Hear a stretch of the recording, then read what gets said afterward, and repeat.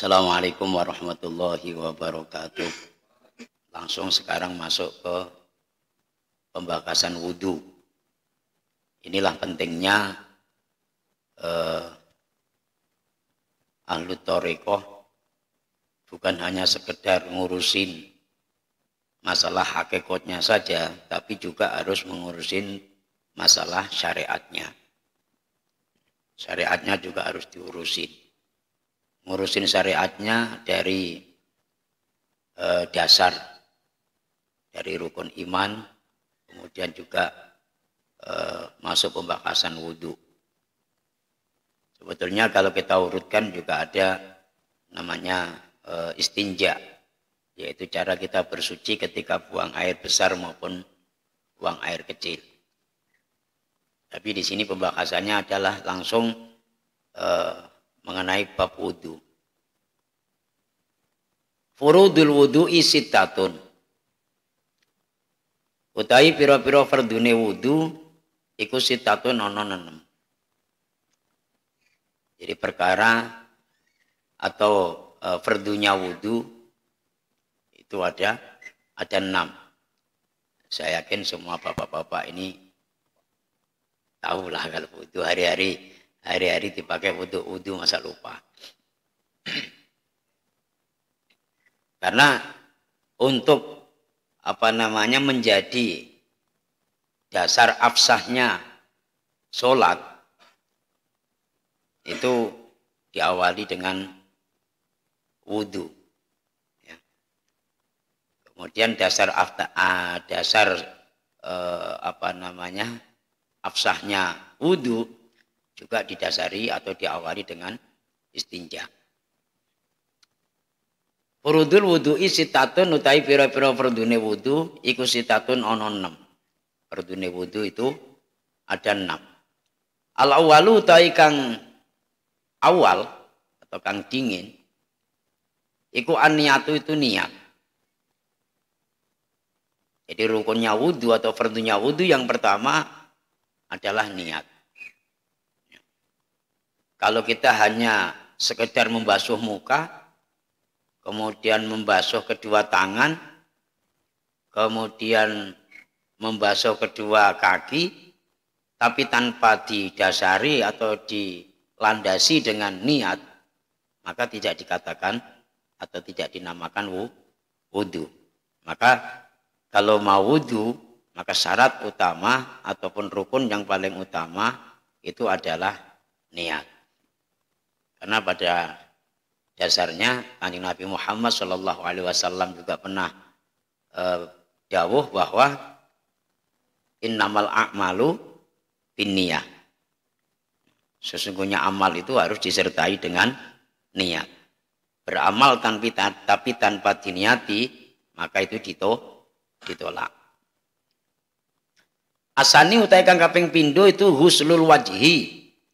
Iku masuhi rai wahadduhu utai watese rahi iku mimana biti sya'rir rosi saking nggon tukule rambute sirah ila muntahil lahya ini temeka maring tutuke uang loro wadzakoni lan janggut tulan ing dalem dawane wa ardun lan ing dalem ambane minal uduni saking kuping tengen ilal uduni temeka maring kuping kiwa.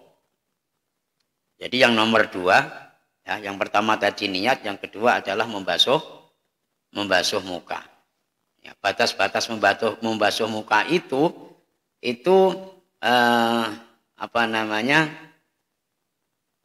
dari tumbuhnya rambut atas sampai akhir ke jenggot. Itu katakanlah panjangnya. Kalau lebarnya dari pendil kuping kanan ya sampai pendil kuping kiri. Bener nggak bahasanya apa ini?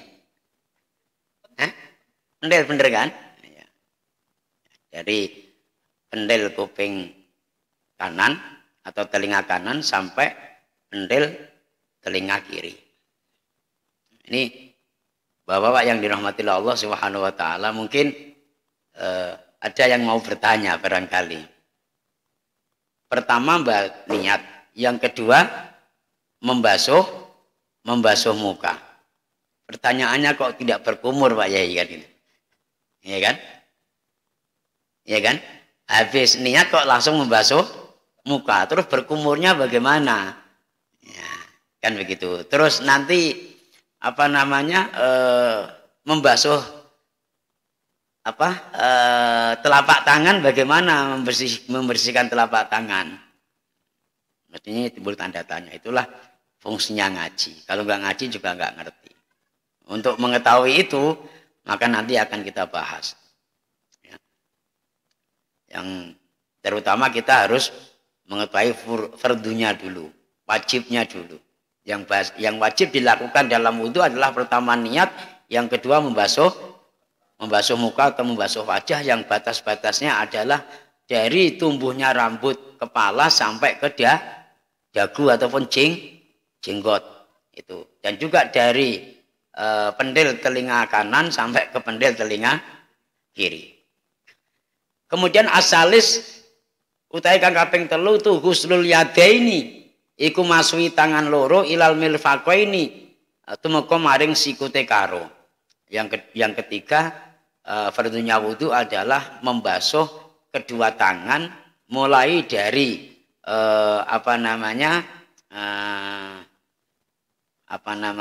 telapak tangan sampai ke siku atau ke sikut, ya, sampai ke siku. Nah, ini juga kalau dilihat dari sini mesti batas-batasnya itu dari dari siku sampai ke ujung, mestinya seperti itu ya. Nah, tapi ini kalau dipraktekkan di dalam atau ketika kita mengambil air wudhu di kula atau di bak mandi, itu mestinya tangan dulu ya, epek-epek dulu ya, telapak tangan dulu baru naik ke siku. Ya terserah mau dari siku dulu atau telapak tangan dulu, terserah. Yang jelas di sini hanya menerangkan tentang memasui kedua tangan sampai ke siku.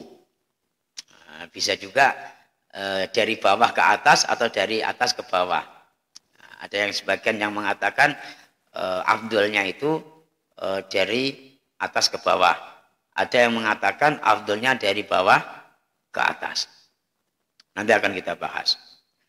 Kemudian ar-rabi'u tai kaping 4, kaping 4 itu iku masku syai'in, ngusap suwiji-wiji mimbasarotir roksi saking kulite sirah, au sya'rin utawi rambut siji fi hadihi ing dalem batas-batase sirah. Yang keempat adalah mengusap sesuatu di kepala kita, atau bahasa gampangnya itu membasuh sebagian kepala kita. Walaupun toh yang dibasuh itu cuman satu helai rambut, nggak usah banyak-banyak misalnya kan, cuman satu helai rambut aja dibasuhin air, ya, itu sudah dikatakan mengusap sebagian kepala. Kemudian al-khamisu utai kang kaping 5 iku ghuslur rijlaini, iku maswi sikil loro ma'al ka'baini sarta kemiren loro. Kene maknane poloke loro. Kalau yang saya tahu dulu itu kemiren. Kemiren itu apa? Bahasa Indonesia mata kaki. Ya, mata kaki. Jadi yang nomor 5 fardunya wudhu itu membasuh kedua kaki sampai mata kaki. Nah, batas-batasnya tidak harus sampai ke dengkul atau ke lutut, tidak. Yang penting kedua mata kaki itu bisa terbasuh.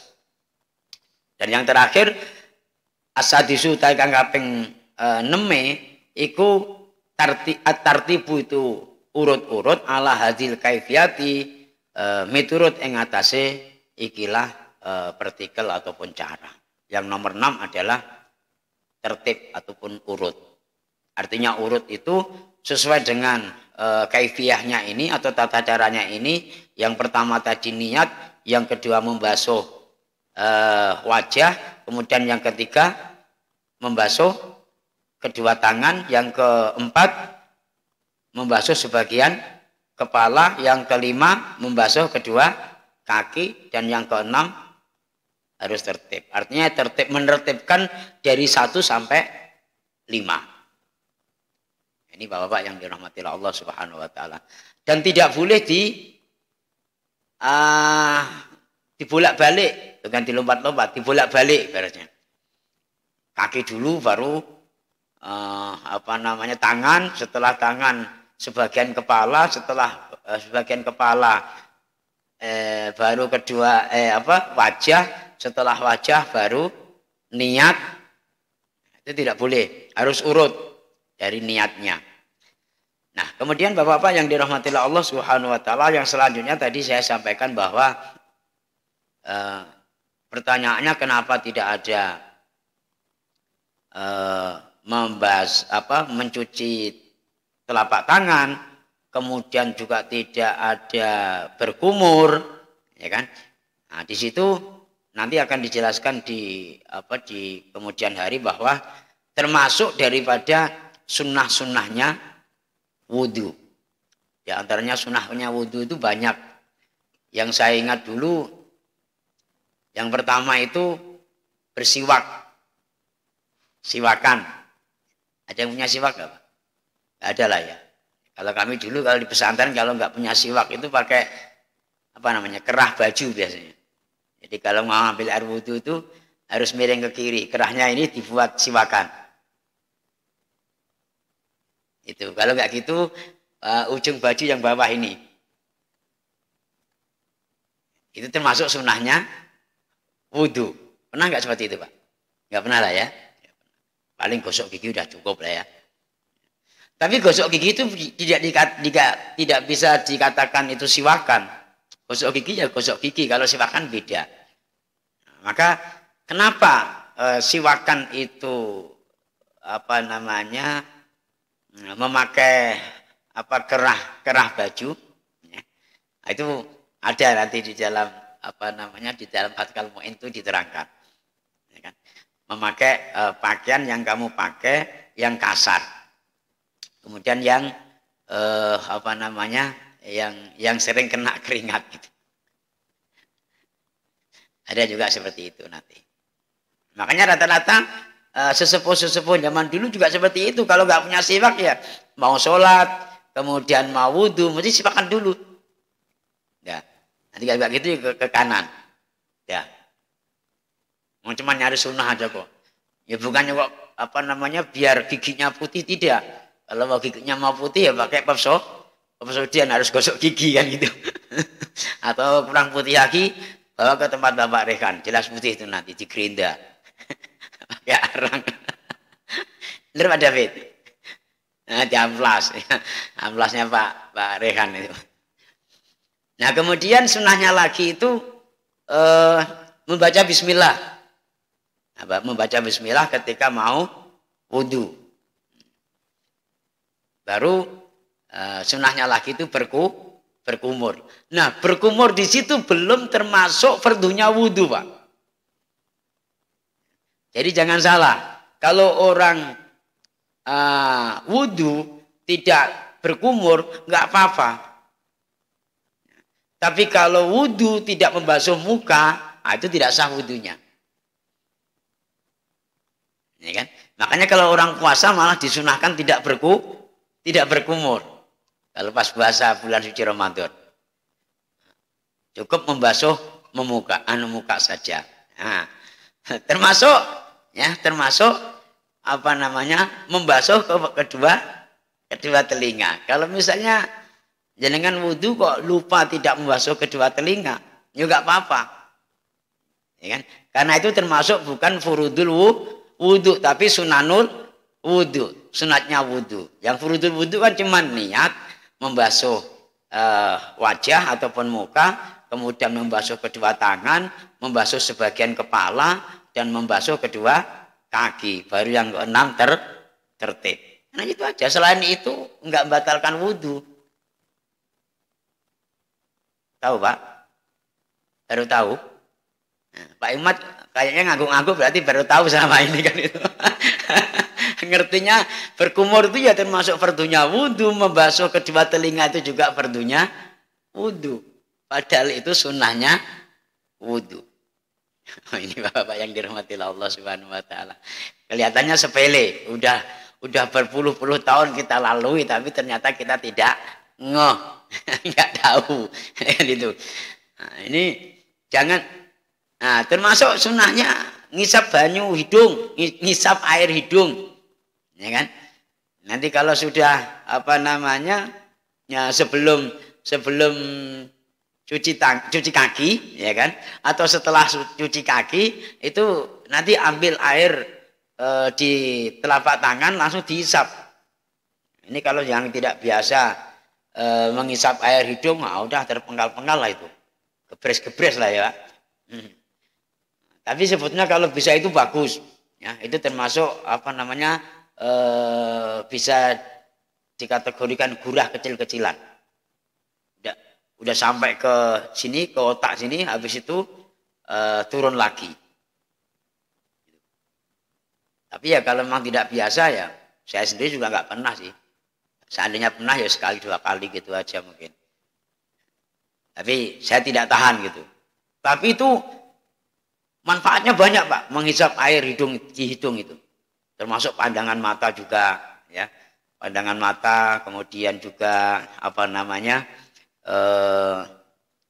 suara, ya. Biasanya vokalis itu atau tim-tim hadroh yang jadi vokal, backing vokal juga, itu asal telaten itu nggak usah gurah, karena ketika menghisap begitu dikeluarkan lagi itu bisa-bisa nanti terbatuk-batuk, terbahak-bahak, terus saking munyer-munyernya kepala bisa juga kotoran itu keluar. Ini bapak-bapak yang dirahmati Allah Subhanahu wa taala. Nah, kemudian di antaranya fardunya wudhu tadi yang paling utama adalah niat, jatuhnya di pertama. Nah, banyak yang kita kadang salah persepsi bahwa kita niat itu ketika kita mulai wudhu, ya kan? Udah ini kita udah di depan keran ini, begitu ngambil air wudhu, Bismillahirrahmanirrahim. Nawaitul wudhu alirofil hadasil aswari fardhulillahi ta'ala. Kan gitu biasanya. Benar gak Pak?